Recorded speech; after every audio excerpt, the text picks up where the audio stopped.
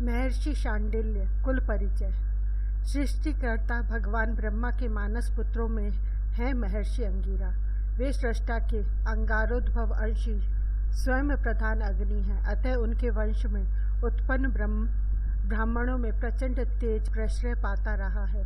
तप्त ताम्रवर्ण, प्रलंबकाय, विशाल बाहु, अरुणाभ, दीर्घ उन्नत नासिका भाल, श्वेत केश, शमश्रु होने पर भी स्वस्थ सुगठित काय महर्षि शांडिल्य ने स्वयं अपने संबंध में पूछने पर महाराज परीक्षित को सुनाया। भगवान सहस्र शीर्षा अनंत के द्वारा उपदिष्ट सात्वत सहित 5 रात्रागम का मैं प्रचारक प्रतिष्ठाता हूँ और चतुर्व्यूहात्मक परम पुरुष पुरुषोत्तम ही मेरे आराध्य हैं।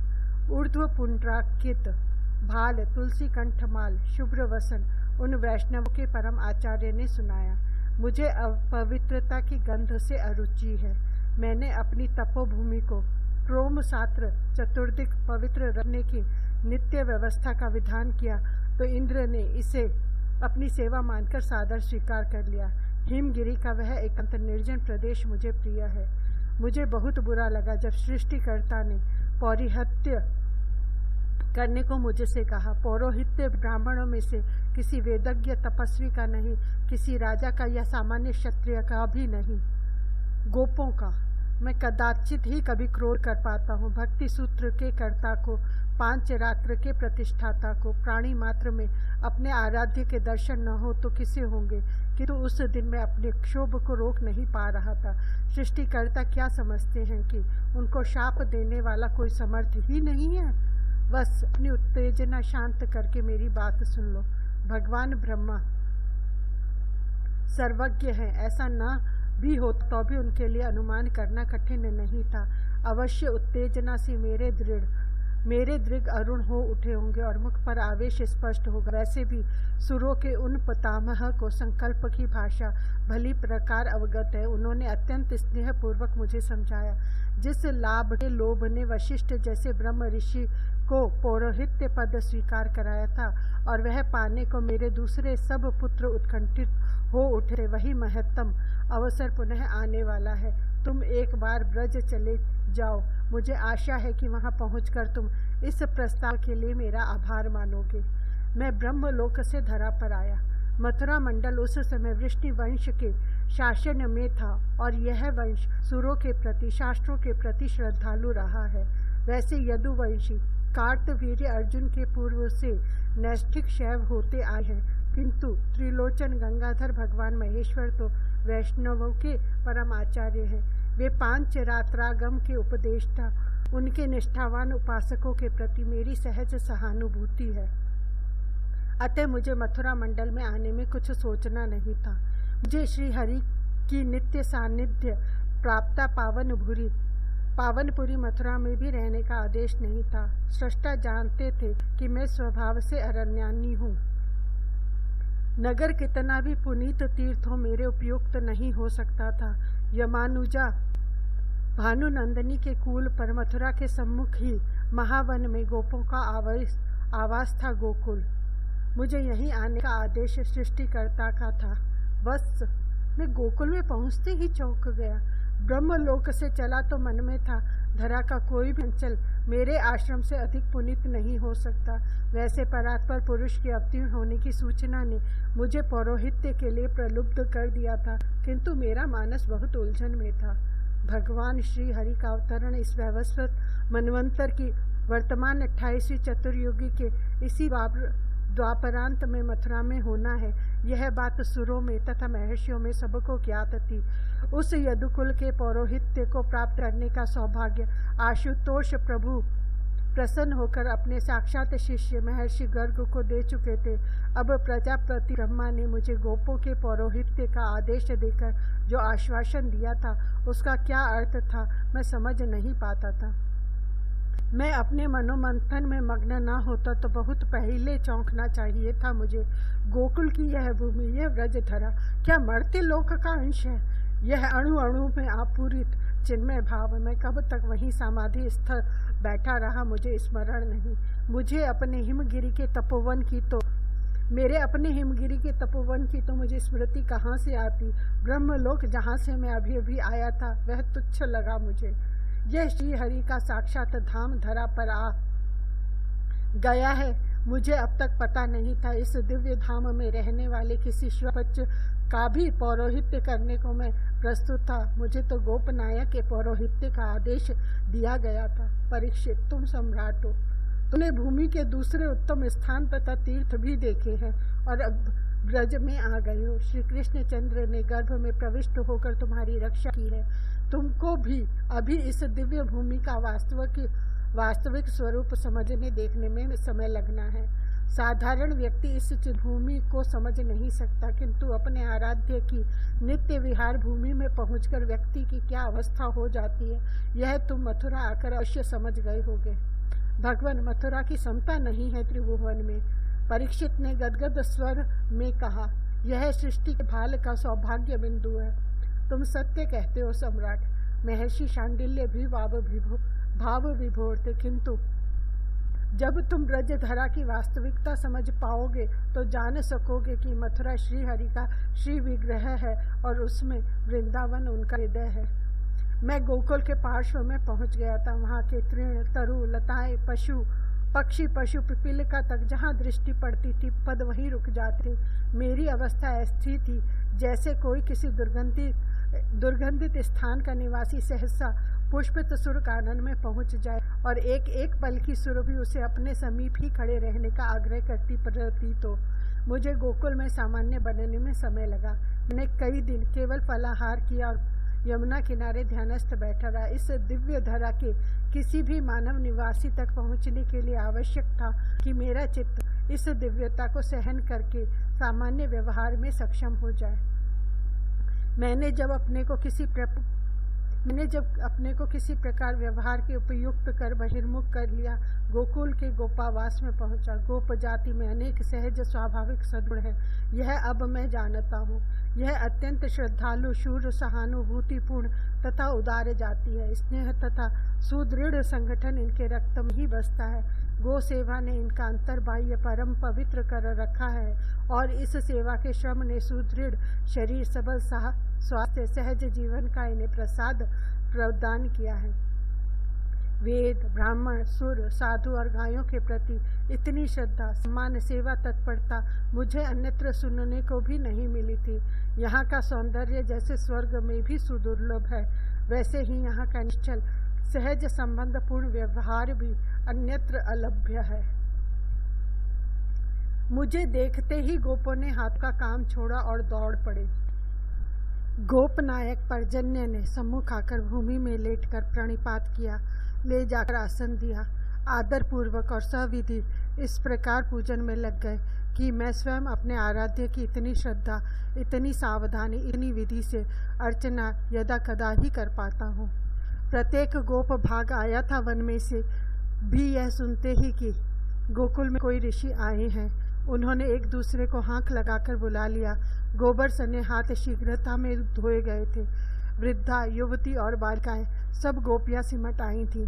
शिशुओं तक को मेरे चरणों में रखा उन्होंने। सबको मेरे पैरों पर मस्तक रखना था और सब कुछ न कुछ उपहार लेकर आए थे।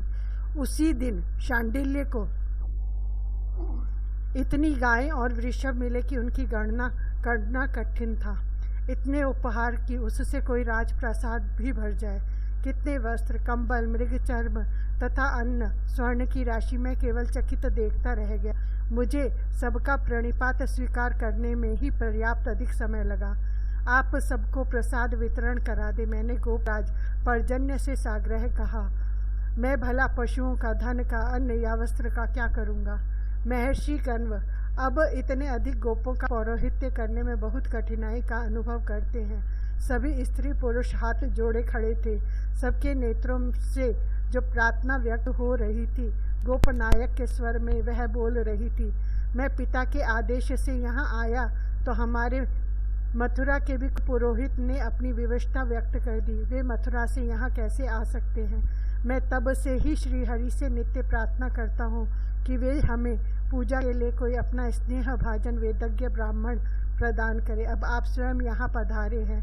हम वनवासी पशुपालकों को पशुपालकों का पौरोहित्य आप स्वीकार करें, यह प्रार्थना करना बहुत धृष्टता है। किंतु यदि हमें यह सौभाग्य प्राप्त हो जाए, आपके इन सभी पशुओं की सेवा तो हम करेंगे ही, हम सब सदा आपके विनीत दास रहेंगे। जो बात कहने में सम आया था वह गोपराज ने इतनी विनम्रता से कही। उसी दिन मेरे लिए मेरे द्वारा निर्दिष्ट स्थान पर कालिंदी किनारे पर्णकुटी बन गई। गोप तो बहुत बड़ा आश्रम ही बना देने को उत्सुक थे, किंतु उन्हें किसी प्रकार मैंने रोका। इतने पर भी उन्होंने पुष्पोद्यान, तुलसी कानन आदि लगाए ही उस और पशुओं का आना रोक दिया। केवल एक आश्रम धेनु नित्य पूजन के लिए मैंने अपनी कुटिया के समीप रखना स्वीकार किया। यह कमधेनु, उसकी भी सेवा का कोई अवसर गोपों ने मुझे नहीं दिया। शांडिल्य की गायें तो प्रत्येक गोप के गोष्ठ में पर्याप्त अधिक थी और उनका घृत सावधानी से मेरे समीप पहुंचाया जाता था।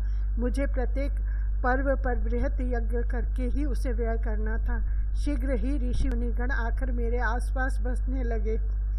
मैं चाहता था कि कम से कम यज्ञ के लिए घृत की उनकी सेवा में करता रहूं, किंतु गोपों ने यह अवसर भी मुझे कभी नहीं दिया। वृद्ध गोपों से लेकर गोप बालक तक हमारे आश्रमों की सेवा को सदा उत्सुक रहते थे। वे हाथ जोड़े अत्यंत विनम्र मिलते थे और बहुत कम बोलते थे, किंतु आश्रम में कब क्या कैसी सेवा किसी आवश्यक है यह उनमें से बालकों को भी समझते विलंब नहीं होता था। मथुरा में वृष्णिवंशी देवमीढ़ जी ने 2 विवाह कर लिए थे। एक पत्नी इनकी क्षत्रिय कन्या थी, उनके पुत्र हुए शूरसेन। उस शूरसेन जी के पुत्र वसुदेव जी से भगवान वासुदेव का आविर्भाव हुआ।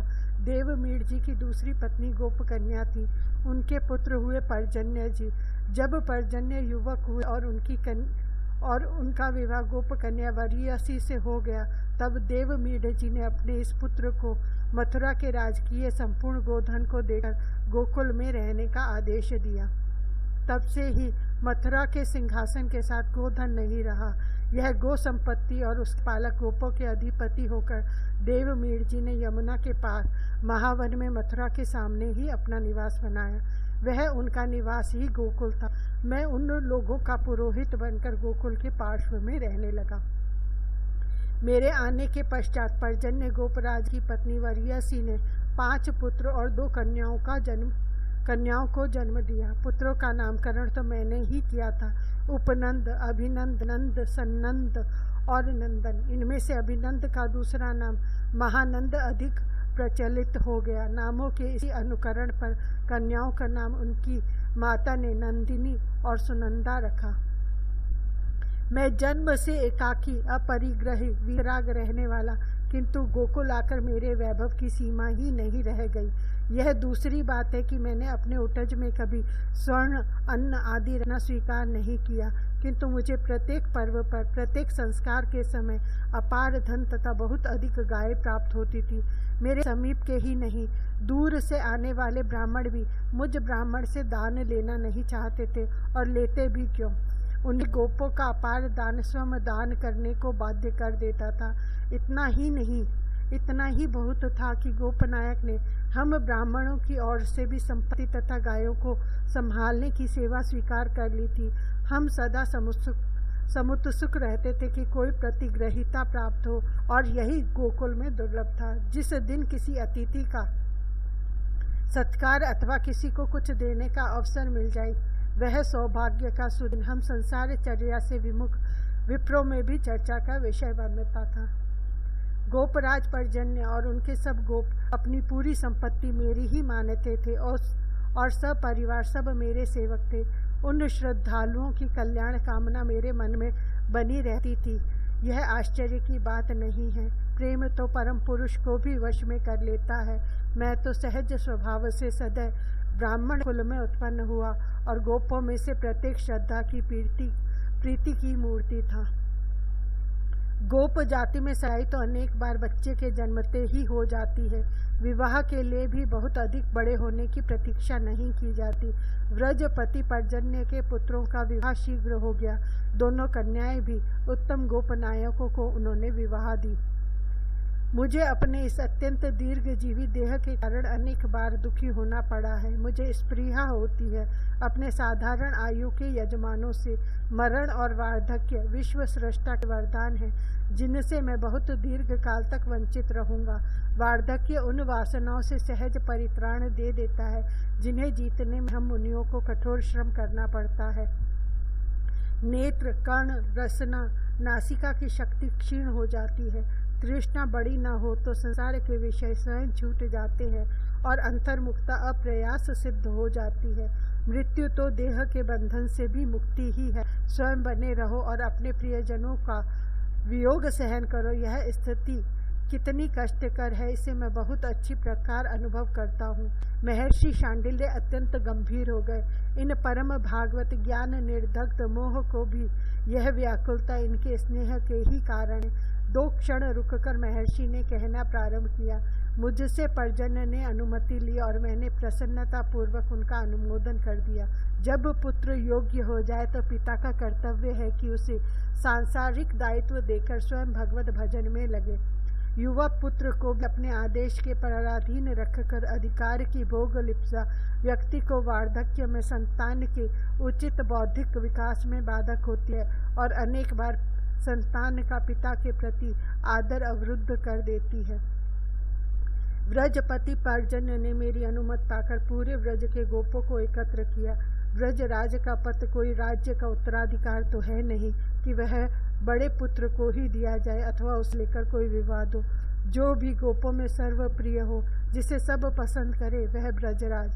पर्जन्य के जेठ पुत्र उपनंद सब प्रकार योग्य थे, किंतु प्रबंध का दायित्व वहन करने के प्रति उनकी अरुचि थी।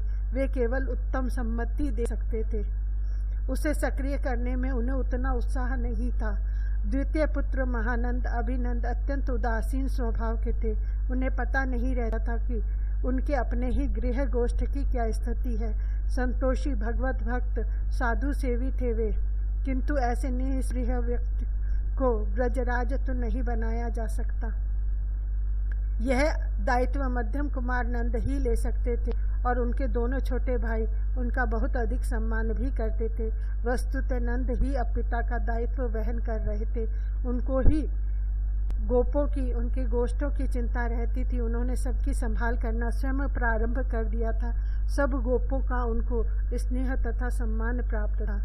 उस दिन पर्जन्य ने सब गोप प्रमुखों से अनुमति ली और अपनी पगड़ी अपने मध्यम पुत्र नंद के मस्तक पर बांध दी। नंद उस दिन व्रजपति हो गए। गोप प्रमुख सुमुख की कन्या यशोदा व्रजरानी हो गई। यह उत्सव अब भी मेरे नेत्रों के सम्मुख प्रत्यक्ष होता लगता है।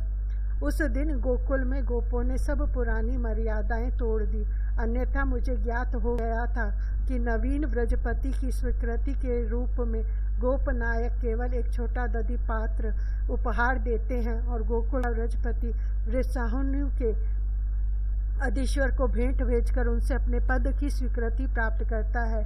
इस बार वृषाहनु के अधीश्वर महिभानु जी स्वयं अपने कुमार वृषभानु के साथ अपने मित्र एवं सहपाठी पर्जन्य के यहाँ पधारे थे। उनके कुमार वृषभानु सहपाठी तो थे ही, अत्यंत घनिष्ठ मित्र थे नंद के।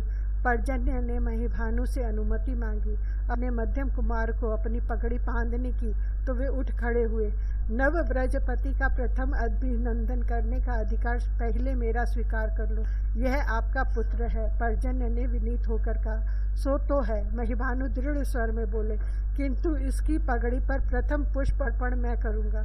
पगड़ी को किरीट मेरे कर देंगे और उपहार अर्पण का पहला अवसर वृषभानु को दिया जाएगा।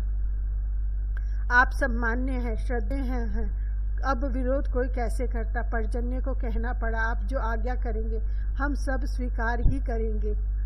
नंद राय की शुभ पगड़ी को स्वकरों से हंस पिच्छ के उज्जवल किरीट से महिभानु जी ने अलंकृत किया। यह अद्भुत सम्मान दान संपन्न होते ही नंद राय ने उठकर मुझे तथा दूसरे ब्राह्मणों को प्रणाम किया। अपने पिता को प्रणाम करके महिभानु जी पदों में झुके तो उन्होंने पुत्र को संकेत कर दिया।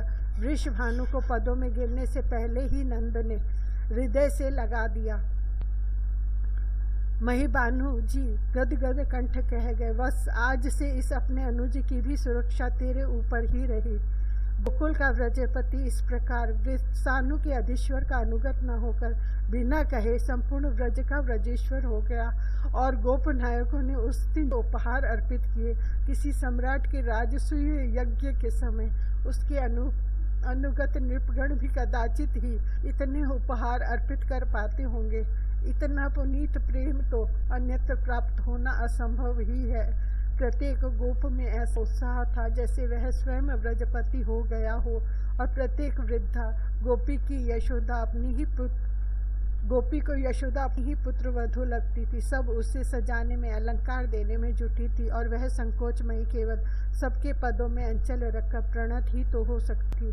जो बड़ी थी वे और जो छोटी थी वे भी आज अपनी संपूर्ण साध पूरी कर लेना चाहती थी। इतना स्नेह मनुष्य को अपने अत्यंत प्रिय स्वजन के प्रति भी मैंने कम सुना है। उसी दिन देखा मैंने कि अधिपति को कितना उदार तथा सावधान होना चाहिए। नंद राय चुपचाप अपने दोनों अनुजों को बुलाकर कुछ समझा दिया। यही किया यशोदा ने। उन्होंने अपनी देवरानियों के साथ दोनों नंदों को भी कुछ कहा उनके कानों में, और गोपियों को वृषभानु के स्वामी तक को पीछे पता लगा कि नव व्रजपति अथवा नूतन व्रजेश्वर के उपहार उनके गृह गोष्ठ में कितने अधिक उनके घर पहुंचने से पूर्व ही पहुंच गए हैं। उस दिन मुझे तथा दूसरे सब ब्राह्मणों को प्राय प्रत्येक गोप ने दान दिया। गोपों का दान तो हम उनके यहाँ ही सुरक्षित रखने के अभ्यासी हो गए थे, किंतु नव व्रजपति की भेंट उस दिन आश्रम लानी पड़ी, और वह इतनी अधिक थी कि उसे यज्ञ दान में समाप्त करने में सबको भी पर्याप्त दिन लगे। यह समारोह समाप्त हुआ, किंतु शीघ्र ही हम अपने श्रेष्ठ यजमान से विमुक्त हो गए। पर्जन्य ने विरक्त होकर वन को प्रस्थान किया, और यही किया वृत्रसानुपुर के उनके सखा महिभानु ने। उन्होंने भी अपने कुमार को उत्तराधिकार दे दिया। परीक्षित, यह कितनी विडंबना थी कि मैं अपने हिमाचल की तपोभूमि त्याग कर गोकुल में व्रजपति का पौरोहित करने आ बसा था, और वे व्रजपति जो वय में मुझसे तो पर्याप्त अल्प थे, ब्रह्मा के विधान का वरदान वार्धक्य प्राप्त करके तपोवन चले गए। मुझे उनके वियोग ने उस दिन सृष्टिकर्ता के इस अटपटे विधान पर अप्रसन्न ही किया। मुझे अत्यधिक आयु देकर उन्होंने यहाँ भेजा, तो क्या इन अत्यंत श्रद्धा स्नेह की मूर्ति को स्थिर तारुण्य नहीं दे सकते थे? दे तो यह मैं भी सकता था, किंतु संसार से उपरत होकर सर्वेश की ओर उन्मुख होने में ही मनुष्य का परम श्रेय है। यह घोषणा करने वाला और हृदय से मानने वाला मैं किसी इसी पुण्य पथ के पथिक की बाधा कैसे बन सकता था? मैं जिनके दर्शन पूजन के लोभ से यहाँ पुरोहित बनने आया था, वे इनको अपना पूर्वज बनाकर परम पावन करने वाले हैं। यह अनुभूति भी मेरे लिए कुछ करने में बाधक थी। उन सर्वेश की ही इच्छा पूर्ण होनी चाहिए। मैंने ही नहीं, संपूर्ण व्रज के एक एक जन ने और संभवतः गायों ने, वृषभों तक ने अनुभव किया कि स्नेह, श्रद्धा, सत्कार, सावधानी सब में पुत्र पिता से बहुत बढ़े चढ़े हैं। नव व्रजेश पिता से कहीं अधिक विनम्र और अतिशय उदार सेवा परायण पर्जन्य भी व्रजपति थे। यह विस्मृत ही हो जाता यदि नंदराय उनके ही सुपुत्र न होते। सृष्टि में तो अब सदा के लिए व्रजेश्वर शब्द नंदराय से में रूढ़ हो गया है और व्रजेश्वरी यशोदा का वाचक बन गया है। मैं व्रज में तब आया था जब पर्जन्य भी युवक ही थे। मैंने उनके पुत्रों के जात कर संस्कार कराए थे, और अब उनमें से मध्यम कुमार नंदराय व्रजपति थे। शैशव से इन शिशुओं का मैंने पालन किया था, इन्हें बहुत सी शिक्षा ही दी थी। अब ये मेरे प्राण बन चुके थे और मैं केवल इनका पुरोहित ही नहीं, पिता भी था। यह व्रजराय नंद और वृषभानु की पूरी पीढ़ी मुझे पुत्रों के समान प्रिय थी। पुरोहित इसीलिए पुरोहित कहा जाता है क्योंकि यजमान से भी पहले वह उसके लौकिक पारलौकिक हित की चिंता रखता है, यजमान के हित के प्रति सचेत रहता है। नंदराय में बचपन से अपने सुख, सम्मान तथा संपत्ति के प्रति उपेक्षा थी। वे दूसरे सबके सुविधा सम्मान के प्रति सतत सावधान रहते थे। सेवकों तथा पूरे व्रज के पशुओं तक की उन्हें चिंता रहती थी, किंतु अपनी चिंता न उन्हें कभी हुई न उनकी सहधर्मिणी को। अतः उनके इस प्रधान यजमान की चिंता मुझे करनी ही चाहिए। इसके परलोक की चिंता तो मैं क्या करता, इसके परलोक का परम आधार ही तो मुझे पुरोहित बना लाया था, किंतु इसके लोक की चिंता करने में भी मैं असमर्थ निरुपाय हो गया।